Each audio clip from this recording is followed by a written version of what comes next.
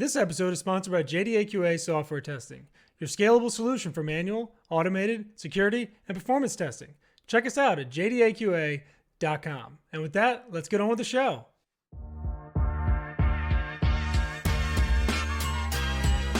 This is The First Customer, hosted by Jay Agner.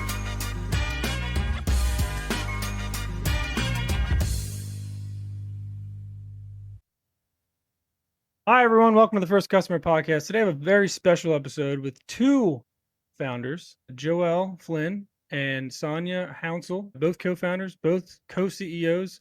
They created a product called FunkkOFF. They were on Shark Tank. And I'm very excited to have them on today. It's a little bit different for us. We don't have a lot of physical products. This is very interesting to me. I'm a tech nerd, so this is all fun and interesting new stuff for me. How are you guys doing? Great. Really nice to be here. Thank you for having me. Sure. Thank you for giving me some of your time. So Joelle, let's start with you real quick. Did you have any entrepreneurship in your background? Where'd you grow up, and did that have any impact on you being an entrepreneur later in life? Absolutely. So just to backdrop, Sonia and I have known each other since 7th grade. So we both grew up in Maryland, in Potomac, and went to all girls high school. For me, I'm just a serial entrepreneur. I actually started working at age 14 and a half and paid my way through college. I was a stockbroker at the age of 22 in the DC area for about a decade. Started and sold a fintech, started, managing property, flipped some houses, started a nonprofit, and then kind of eventually got to FunkkOFF. You like breezed over some very impressive things there. So maybe we'll wrap back around to some of that. Sonia, how about you? Yeah, so grew up together with Joelle. I'm first generation American. My dad's from Italy, and he was an entrepreneur. And he absolutely positively did not want me to be an entrepreneur. He did everything to push me in a different direction. And for a long time, I wasn't. After grad school, went and worked in brand management and consumer packaged goods. I had a good, long, very fun career running brands like Trident, Dentyne, Coppertone. And that was somewhat entrepreneurial because you're basically running a little business, but within a big company with a lot of resources and help. So it's not entrepreneurial in that sense. I did pivot away from being in my own consulting company, which was really my first foray into entrepreneurialism. And then ultimately joined up forces with Joelle to create our own consumer packaged goods company. Okay. So whose strengths are whose? It sounds like you maybe have the marketing and kind of branding chops. Joelle, it sounds like maybe some of the business side of things. Am I picking up that right? Who does what in the org today? Or is it just kind of a shared responsibility for everything? And feel free, either one of you guys, to jump in. I'm definitely the marketing and branding, and I love strategy. Actually, my undergrad was finance, and so I love spreadsheets and forecasting and projecting and analysis and analytic. Joel and I share quite a bit, but those are definitely my areas of expertise and what I really love doing. No, I do not like spreadsheets. I can read them, understand them. I don't like putting them together. And, I'm the crazy entrepreneurial side of things, but we really do share in all business decisions, as far as managing the company and running it. And if we had to put a hat on marketing and sales, Sonia's marketing and I'm sales. At the end of the day, but we both do both. And we certainly make a great team in running all aspects of our business. We have fun doing it. So that's a big a factor there. And why did you guys team up? Why not? No. So the idea for FunkkOFF, I'm in Southern California now, Jay, and the idea for FunkkOFF came when I was living in Northern California. And it was just because of more product, and you don't have much product, you said on your podcast. This was what I was carrying around all the time, trying to get the purple spunk off of my teeth from the wineries I was visiting every weekend. And so I wanted something that was very quick and easy to use, like my lipstick was to put on, but for my teeth, that was carrying around bulky, product. So the invention kind of happened way back in 2000, the idea for the invention back in 2010, and over the next 8 years filed the first 8 patents on our product. And we actually now have 11 patents. We have 10 US patents and a China PCT. But my background is not product marketing. I don't know how to launch a product into the marketplace. I use product all the time, but I certainly didn't have the exceptional experience that Sonia has. So in 2019, we teamed up, we refined the designs and and the look and feel and all of this is the prototype actually from way back when, which is around putting toothbrush head on a chapstick container going to designers. But Sonia and I worked very closely together to make sure we had a nice working, refined product that is what you see here. Is that the right setup? Ah, I did. Which is the only all-in-one toothbrush and toothpaste that's reusable 30 times. The reason we teamed up is because Sonia has, awards basically she does for launching and brand, products into the marketplace. So that's where the two heads came together. And I'm curious about that because did you hit a wall and say, I need Sonia? Or did you kind of organically just think of her? Like, what made you reach out and like connect the dots and say, we should actually do this together as a real thing? Great questions. So like I mentioned earlier, we've known each other since 7th grade, which we like to say was about 5 years ago, but there's some extra years added in there. But through the years of me filing patents, we talked about the product and the business, and she's always kind of been a part of FunkkOFF, even whether or not we had our, corporation formed in 2019, but not everybody can do it all. And so I know what I was lacking. Sonia was exceptionally selling and running her own business on brand management, and marketing and product, and innovation. So, And Sonia, did you have enough confidence to like jump into this and become the co-CEO when you had your own thing going, which you have full control over, and you're setting your days and you're booking your clients and you're doing your thing. Other than, and by the way, I was in 7th grade 5 years ago too, so it was great. It's great that we all are such recent graduates. But what kind of gave you the confidence that this product was the one to jump out of your consulting career and go help build? Well, there were a few things. And before I get into the product, the timing was also a big part of it for me.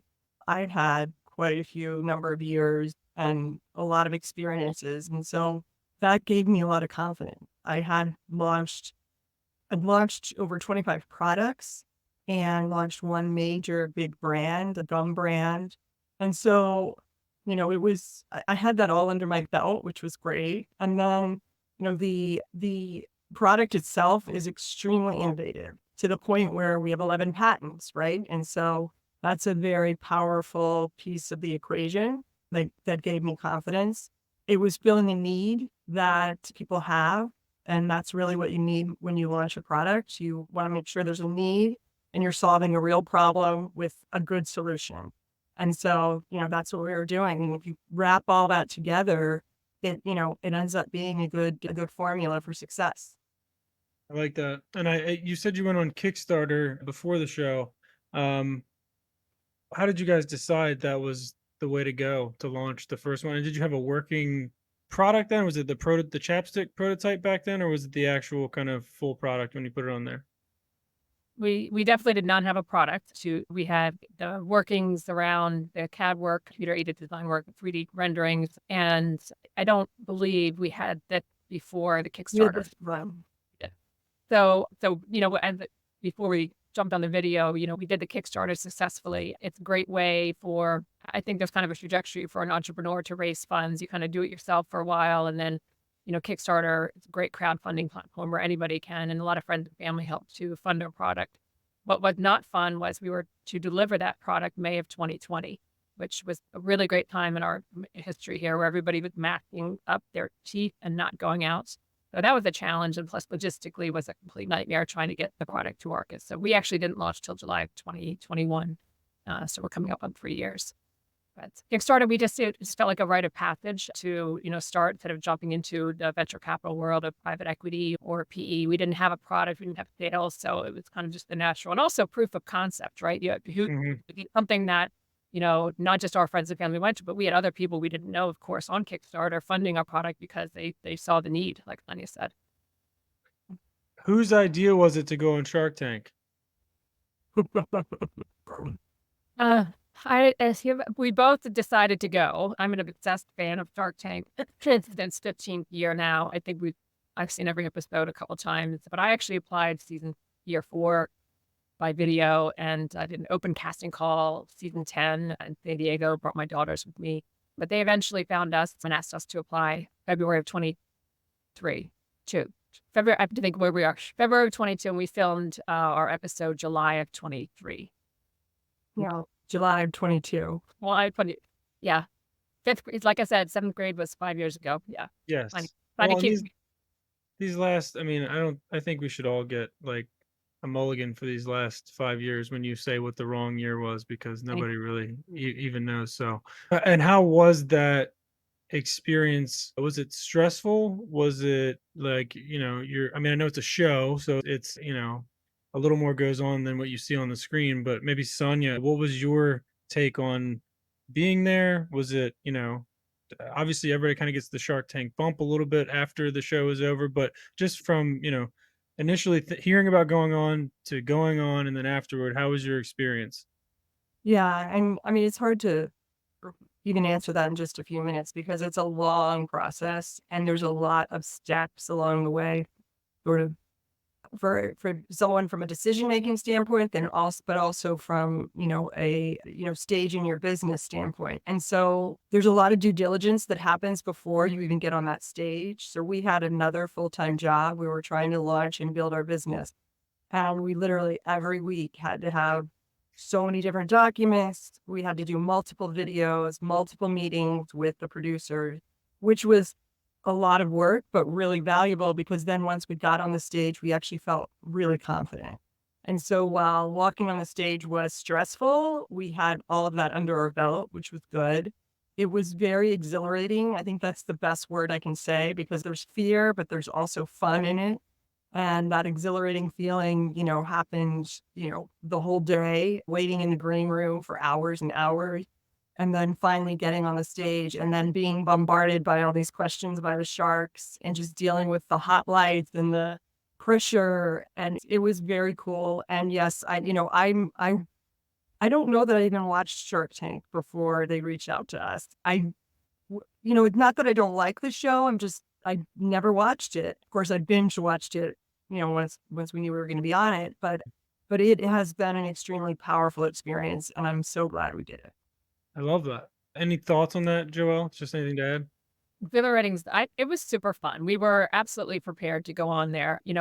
It's last year's season. So it's season 14, episode 14. So you can go to YouTube and watch it. I think the most nerve-wracking part for me, and we're very much, although we bring different skill sets to our company, we approach things a little bit differently sometimes, which makes it all work. But I was most nervous about walking in with the red glass of wine in my hand because if I were to trip, it was like a one take thing. They said, you don't get second chances on the pitch. You don't get anything. And so it was we had to get a little exception on that. We like to bend the rules a little bit, or at least ask to bend them. So I think we're the only ones that have ever walked into to Shark Tank with true alcohol in our hands. And all the sharks had it and they were drinking it throughout as well. And that was the most nerve Good wracking. strategy. That's a Yeah, good strategy to loosen them up a little bit that's right. beforehand. I like that. So what have you learned about your customer since you guys first started? Because everybody starts a business and they say, oh, this is a good thing for me or for my friends. Like you said, your friends or family, and we do the Kickstarter and it's fine. But what has changed? What did you guys think that you needed to deliver to your customers? And you can both answer this one, but what do you deliver today that's different than when you first started? And Joelle, go ahead. You've got the floor. Oh boy, you saw how dirty my floor was right now underneath this Zoom desk. No, it's the same. And we always say this, and it's a very open statement, but 99% of people have teeth. We've been corrected. Some people tell me their state only has 82% have teeth. But Depends on what state, for sure. I Yes. won't tell you what state that was. We were at a trade show. She's like, "Oh, honey, no, it's 82% in our state." I'm like, "Okay," Ah, I but had that number. pretty much in general, everybody eats and drinks. And while it was red wine, stain initiated, everybody drinks coffee. I get salad in my teeth all the time. I mean, with everything right now, we kind of just went after, it could be in your purse next to your gum and your mints for your breath, and lipstick and chapstick for your lips. This is for your teeth, and it's wherever those places and those items are. Fast forward to today, what kind of came our way is, anything from the neck up is really a beauty product. So we consider our product is the intersection of oral care and beauty. And so who's really embracing our product right now are people that really care about their white and straight teeth. So people that use Invisalign or whitening treatments. This is a great complement to that, where it's really a narrow focused customer that wants this because, it's like an add-on and an easy, way to maintain what they're doing. That's fun. You may have different. Yeah. And yeah, so, our target has always been women, 18 to 45, just from a demographic standpoint, from a media buying standpoint. But, at the end of the day, like Joelle said, the need goes well beyond those age groups. And even men like buying our product. We came out with the black color. So this was our original blue color. We came out with black and white, and we thought men were going to pick up the black more, but yeah, they actually like the blue. And one of the things that we hear more from men than women is they like the breath freshening piece of it, that it actually freshens your breath, which it does. So, between people who whiten their teeth, people who wear Invisalign, that was actually another surprise. Invisalign and aligner penetration has taken off. And if you eat or drink on the go, when you have aligners in, you need some way to clean your teeth. And Hmm, so that has been a nice surprise that helps our growth. I I'm like gonna that. gonna Yeah, add go on ahead. as we are talking about our multi-patented certified women-owned product. We also formulated the gel inside well, with the chemist, but it is 100% natural and vegan with no fluoride. So we want to make sure you can just swallow it on the go and just Hmm, rinse and go. And we wanted a product that was very much something we're proud of and want our children to be able to use and we can use. So we even went down to aerating the cap with 3 stars, and there's a mirror on the bottom to check your teeth. But the gel inside is a proprietary formula and it tastes really good. It's a nice, beautiful, natural vanilla mint. So love that. I love it. Peppermint. And are partnerships with companies like Invisalign something you guys are going after? Like, are you trying to get with companies that have the same customers as you guys and trying to kind of add this as an add-on to their stuff? Like, how are you guys going down the partnerships vein since you kind of listed some of the bigger, teeth alignment companies and stuff like that, orthodontists, etc. Who on the partnership side have you guys tried to engage with, or are you engaged with now? Jay, you're hired. I mean, look, I'm on a partnerships kick lately. Let me just tell you, it has been illuminating for me to re-engage in partnerships. So that's why I asked that question. Yeah, no, it's a really important part of our strategy going forward because it's a powerful way to have an endorsement as well. And one of the things that happened after Shark Tank, and there were quite a few, but one of them was that we were suddenly recognized by a lot of places or groups that we didn't expect so quickly. And the dental community was one of them. And we've actually been embraced by the dental community. We're in dental offices now. We're looking at a number of partnerships, until things are inked, we can't really talk about things. Sure. But, Yeah. what you just described is definitely the direction we're going. Whitening companies as well are potential opportunities for us because if you whiten your teeth professionally at a dentist or in your home throughout the day, this is a valuable companion product to have to maintain and extend the whitening benefits that you work so hard to get and pay so much money to get. Got it. And what about like influencers and that sort of thing? Are you guys in the, on that side of thing where you getting the pretty people with the really white teeth to help hawk this thing? I mean, is that another avenue for you guys to market this? Influencer is a whole nother, you talk about venture capital being a whole nother world. It's a whole nother world, right? Because of course, who wouldn't want a massive celebrity using this? It just comes with buckets of dollars Right. to fund that. And so then you look for micro influencers, and then you really don't know, even though they might have 20,000 followers and they look perfect with their teeth, and he or she or whoever, it's a crapshoot. You don't know what's gonna actually come back. But we've tried affiliate marketing, influencer. It's part of the strategy.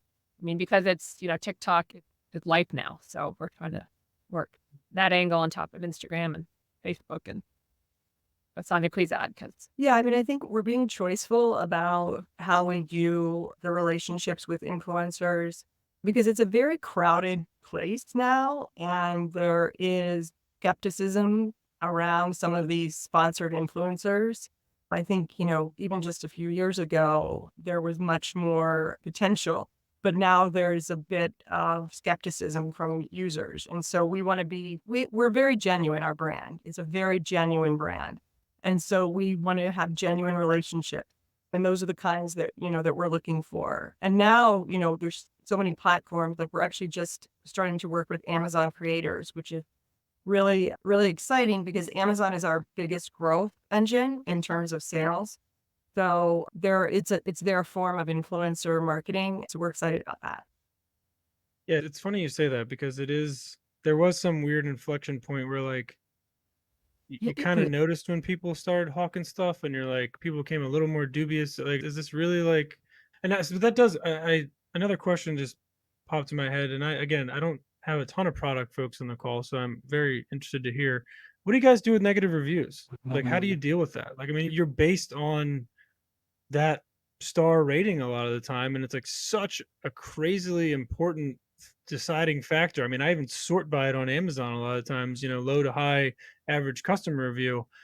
How are you guys like attacking that as a first line? It's the first thing a lot of people see for you guys when they click on your Amazon thing. How do you deal with that rating, or how do you improve it?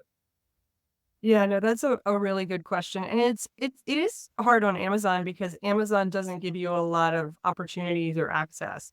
They used to allow sellers to respond to reviews. Now you can't. There is a short window that we literally just uncovered. Thank goodness we had someone that we work with who's an expert in Amazon that uncovered that you can actually reach out to consumers within a very short window. And we stand behind our product. We have 100% money back guarantee. And so if anybody is not satisfied, we offer to replace or refund their money because, we want people to enjoy using the product. And we know sometimes they don't, sometimes things happen. And we are a newly manufactured product. And so there have been some glitches along the way, and that's normal. I mean, having worked in big CPG companies, years, things like that happen. But, and just a few reviews can have a big impact, but we stand behind it. We give money back, we replace it, and we listen. Really, we just listen to consumers and let them know that we're listening. And Joelle actually handles a lot of the customer service stuff that comes through in our email from our website. And her sales background is wonderful because she's very people focused and customer focused. Pay her a lot to say good things about me. I was gonna say she must have a nice, and she pays a lot of take money. home. No, it's hard to wrap up. It's harder for reviews. Like you, Jay. I live on Amazon. I mean, my whole life is on Amazon, and I do sort by reviews as well. And unfortunately, because we are new, one bad review against, we don't have 10,000 people reviewed yet. So it can affect, it can affect our purchase. But we're just doing the best that we can and try to, hand, touch, and hold any customer that we can, and make sure that, like Sonia said, we listen, and then we go, oh, we didn't think about that. Be part of our community and help us grow and make our product the best it can be. Amazon just makes it really tough to have any touch point with the customer. But it's a necessity to be on there. Like Sonia said, it's our fastest growing channel. So for anybody listening, just go buy FunkkOFF and give us a 5-star review, and we'll have no. Yeah, I was gonna say, I think that's the only way to combat it, right? Is more positive reviews. I mean, that's the only thing I guess you can do. That's obvious, but I didn't really put those two together. All right, well, I feel like I could talk to you guys all day. You're just wealth of knowledge when it comes to marketing and sales and running a business and everything else. I didn't even get to touch on the venture stuff too much, but I do want to ask each of you a non-business related question, one more, and it's the same question to both of you, but I'll give you a chance to each answer it. Sonia, if you could do anything on earth and you knew you couldn't fail, what would it be? And Joelle gets a little bit of a leg up here because she can wait to answer. So think of a good one, Joelle. I can start. And go ahead if you have one. Go for it. My mom, God rest her soul, my mom just passed. She was a humongous influence on my life, and truly the Barbara Corcoran, real estate mogul, entrepreneur, women were, real estate brokers in the 70s and 80s and 90s. And she told us 4 girls, I'm one of 4 girls, that you can do and be anything you want in this world, even be president of the United States. So I would be president of the United States. I want to be. Oh, there you go. I've never actually heard that. Vote for Joelle. Hundreds of interviews. I've never heard that. It's a great one. Vote for so Flynn 2024. Or you got time to put that together between now and November, you think? No problem. I mean, I think people would welcome a new face, honestly. The 2 that are there, I don't think we're all excited about. But anyway, Sonia, what about you, Sonia? Anything on earth you knew you couldn't fail, what would it be? I don't know if this is so much of a job. I mean, if it is and I couldn't fail, I'd sign up for it. But to make everybody like each other and eliminate the polarization that's in the world right now. Speaking of elections, that's a good comment. Yes, I like that. That's a great one. All right, FunkkOFF. Go buy it, put it in your purse. or your wallet, I guess, and then just put it on your teeth. How do they reach out to you guys individually? And then we'll cover how to get the FunkkOFF. But Joelle, if people want to reach out to you because they like something they heard today, how would they do that? Here's what's great. You can reach out to both of us if you just go to FunkkOFF, Okay. and we have a really easy email that we both monitor and see, and it's smile@FunkkOFF, 2Ks, 2F. So smile@FUNKOFF.com. But any of the channels that we're on, if you hit any kind of messaging, these are the two ladies that will be responding to your messaging. So you can't miss. Beautiful. And Well, we're I on love it. we're both on LinkedIn, and so feel free to connect with us and reach out on LinkedIn as well. Yeah, absolutely. All right. Well, those very inspirational story and just the American dream, right? I mean, you guys came up with an idea, you made it, you're working after it, and it's impressive. So keep up the great work, ladies, and we'll catch up with you guys again soon. All right.